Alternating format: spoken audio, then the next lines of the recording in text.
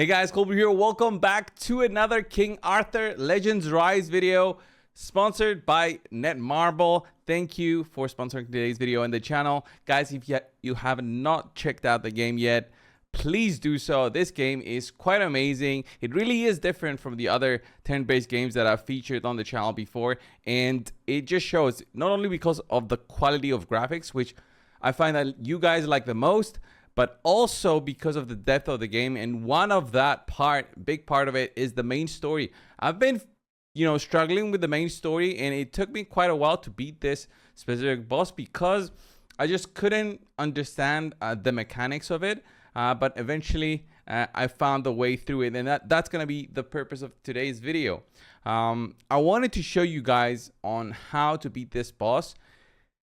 It's not through sheer power. You cannot beat it just throwing random champions in there, random heroes in there. All right. I do have EBEAT here. He is quite strong, and he's basically the main feature of today's video. If you've seen my previous videos on how to get your characters, your heroes to the 6-star, that is how they become more powerful. And I have one of them though. Only have one of them to the next star. You can actually get your K there. It doesn't really matter. You'll need your Morgan. You'll need your healer. I did get lucky with Gillian here as a healer. She was very crucial into basically keeping me alive. What you want is basically a series of lucky events to happen for you to actually beat this without having to be exceedingly over the limit of 15,000 combat power right here. So what do I mean by that? Let me just go into the battle and I'll explain step by step on how to do this. And you just have to repeat this multiple times to get it done at least once, so you can actually unlock the final part of the main story on normal, okay? Afterwards, when you go into hard, the first couple of stages are definitely easy to do, but beating 10-7 actually unlocks many parts of the quests and achievements, so you get lots of rewards once you do this, and then afterwards you can come back and 3-star this. It's no rush to actually 3-star this. So you might see that my relics are leveled up. That's part of after you unlock the whole thing. So these played zero role into how strong my heroes were when I actually beat it. So let's go in there. The chivalry is at 9 on my K. You can get that completely free to play. I am free to play on this one, on this account. So there's no, paid mechanics that played role here. So when the fight starts, this is what happens. The boss eats 3 of your heroes, and that is what you want basically.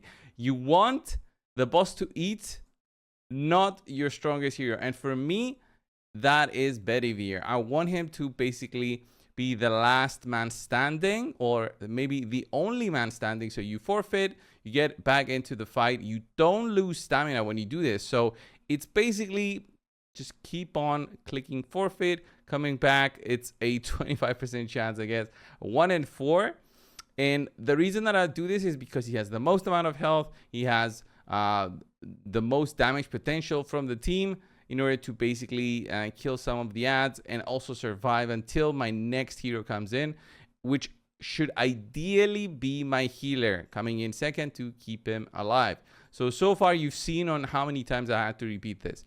It's unfortunate, but it is the truth, okay? Because you won't survive. You won't survive with your, let's say, your weakest link being the one here. And it's basically going to be not only a waste of your time, but a failed run as well. So it's just keeps on happening. I'm totally fine with this. How many times have I done this so far? Like 10 times. Again, it doesn't matter. It's random. So I'll give you an example. If I just keep on my healer here and just try this on and on, I can keep her alive, but it won't play much overall here, because what I want is to really have my damage healer. Because look at how low she dropped just because of this. She heals for 1,800, which is very low, but she won't survive another big AoE. That is the problem here. So she gets hit. She doesn't do anything on the boss in terms of his health, and it's just a waste. Okay, so maybe if I get lucky, I could have gotten my hero next. He's gonna spit after this one. He would have spit out one of the heroes. You can see it right here on the top. on his cooldowns. But there we go. Okay, I do have Bedivere. He managed to be the man standing here. Why do I want to have him? Because he is the only one that I managed to upgrade to 6 stars. Only level 51, but look at how much damage he can do.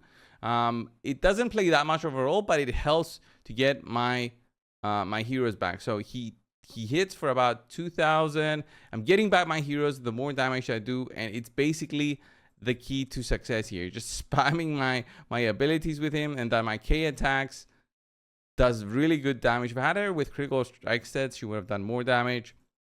And just like that, I basically push through and finish this part of the boss. So now he'll give me my final hero. There we go. And that's it. This is only the first part though. The second part is where it's basically a damage dealing race. It's a DPS check. Do you really have enough damage, or do you just have surviving skills that help you stay alive there? So we beat this first part, but then we go on to the next part, and that is where it becomes a huge race to the finish line. So here, if I try to hit on the main boss, I'll do some damage, but I don't think it's enough. I think I need to kill the sides in order for me to not take so much damage, because the boss hits hard. And keep on hitting on the middle part. And that's basically it. That is stage 10-7 for me. That was it. Basically getting a series of events where I would have enough damage because I leveled my strongest hero to 6 stars. And that is doing the Plane of Beast, the boar, doing it a lot and getting those 50 required for the legendary. You can try it with Tristan and you should be okay. So this is the next part of the quiz to beat this boss, but it's not as difficult as the part before in terms of RNG. This part, if you see, charge attack interrupted by 10 total hits. So you don't use your skills blindly here, because he's charging up right now, and I still need to do 10 total hits. So you'll see right there. So with K, I'm gonna hit 4 times here. Very soon here. Should be able to get this one out, and then he'll get another barrier very quickly. So another barrier comes in, and this time around it says charge attack interrupted by abnormal status. That can be any stun, polymorph, sleep, fear, oblivion, brainwash, and so on and so forth. Which hero has that? Well, that's Morgan. She's got it on her skill 1, where she can have the chance to inflict sleep for 1 turn. That is how I'll be able to get the boss out of this. If I can manage to land that, I should be okay.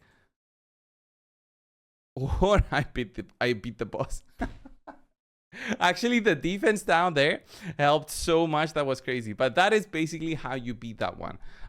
You need to spam your skill like that, so you manage to land sleep. And once you do that, the boss wakes up and you're totally fine. So that was, guys, my strategy in terms of beating stage 10-7. Really having my strongest hero, again, saying it again for you guys, having my strongest hero at 6 stars, having such a high attack that makes him so stronger.